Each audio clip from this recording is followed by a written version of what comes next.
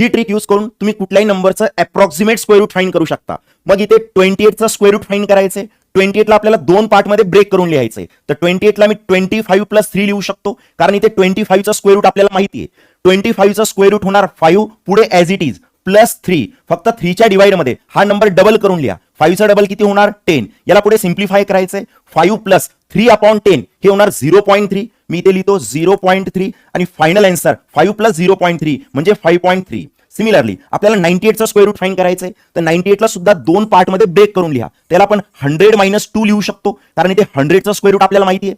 100चं square route होणार 10, पुढे as it is -2, फक्त 2च्या डिवाइड मध्ये 10चं डबल करून लिहा. 10चं डबल 20 होणार. याला पुढे सिम्प्लिफाय करायचंय. 10 मायनस हे 2 कॅन्सल होणार. 1/10 आणि 1/10 0.1 होणार. मग पुढे सिम्प्लिफाय केल्यानंतर 10 - 0.1 म्हणजे आन्सर येणार 9.9. आणि ही ट्रिक यूज करून तुम्ही हे सर्व क्वेश्चन सॉल्व्ह करा.